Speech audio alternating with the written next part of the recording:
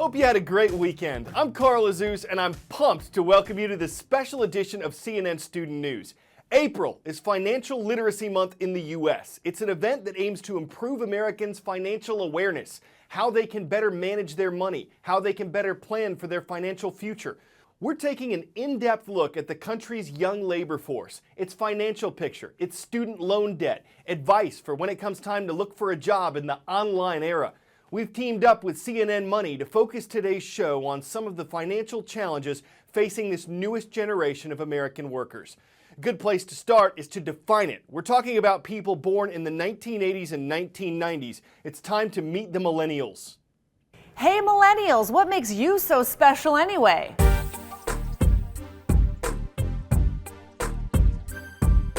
Well, for starters, that generation is the biggest in American history. There are at least 80 million people aged 18 to 35. They're the most educated generation ever, and they have the student loan debt to show for it. The average student loan balance for someone under 30 years old, more than $21,000. Currently have $46,000 in debt. I have about $54,000. And $95,000 in student debt. Scarred by the Great Recession, millennials have been reluctant to buy a house. I don't think I plan to buy a home at any point. It never occurred to me that I would purchase a home. I really believe in the sharing economy. 30% still living with their parents, but most millennials say they want to buy, and some are starting to take the plunge. My goal for a down payment is $20,000, and I'm actually achieving that goal, and I'm going to get there quicker than I actually thought. Living in mom and dad's basement means fewer millennials are tying the knot. Their parents probably got married in their early 20s. This generation, 30 is the new normal, and they're waiting to have kids too. I don't want to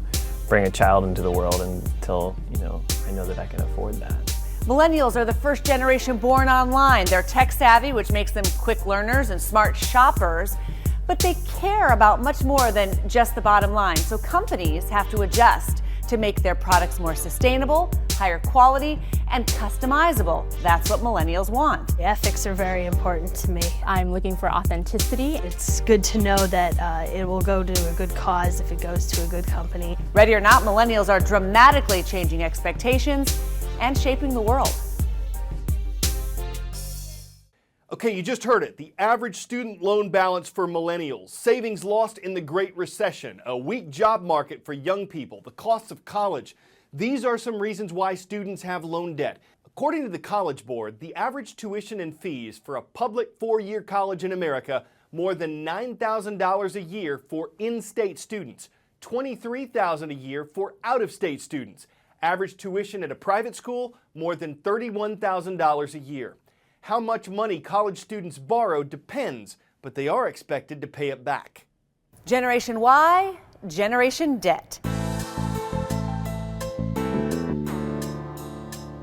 For grad school, I probably have about $10,000. $95,000. For undergrad, I have probably less than $2,000. It's probably not a good thing that I don't know how much student debt I have. Today I have about $75,000. $54,000. I went for 4 years, $40,000-ish. and I took summer class. $46,000. I stopped taking math in 9th grade. Over $100,000. $114,000.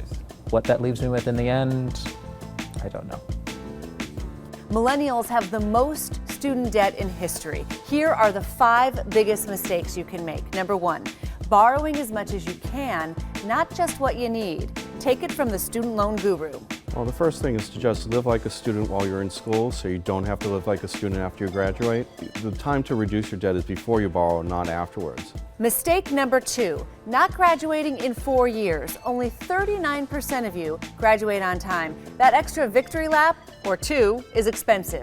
Mistake number 3, being unrealistic about future earnings. Apply this rule of thumb. Your student loan debt at graduation should not be greater than your annual starting salary when you graduate. Well, I should be paying about $350 a month, and that's about half my check. I studied to be an actress, and that is a job that requires a lot of financial flexibility, and that's not something I've been able to really pursue. Mistake number 4, overlooking public in-state colleges. A lot of times, those schools offer the best return on investment. Going to an in-state public college as opposed to a private nonprofit college can save you about half the cost. Mistake number 5, missing student loan payments. Once you're in default, it's next to impossible to discharge those loans in bankruptcy and harder to qualify for student loan forgiveness programs. Because the debt is there, a lot of my plans have been on hold until that's more under control. I can't plan ahead any more than like a month. It's a pretty heavy burden. I can like see the end of the month and I'm like, if I can get there and have another month to set up what I'm doing with my life. Bottom line, borrow less, budget more.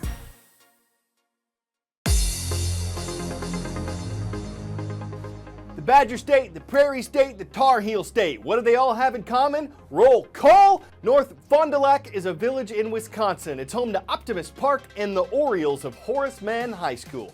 The city of Champaign, Illinois is home to the Virginia Theater. Also, Jefferson Middle School, the Jaguars online there.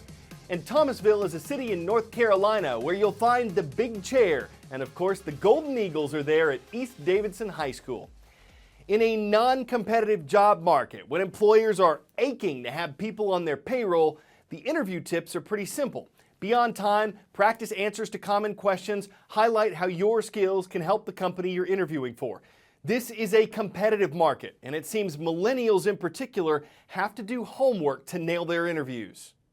Now, the bad reputation is probably undeserved, but rule number 1, anyone walking into a job interview should take special care not to reinforce that stereotype of being lazy, spoiled, and conceited. No, I'm actually pretty good at job interviews.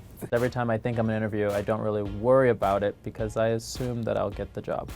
Number 2, clean up your social profile. I recently discovered that my Twitter account from like 2011 that I haven't accessed in years was somehow public. I try to keep my Facebook pretty clean. Also, I'm friends with my parents. Get on LinkedIn. Google yourself. Your prospective new boss will. Number 3, be ready for the background check. Many employers look at credit history when they run pre-employment background checks on potential new employees.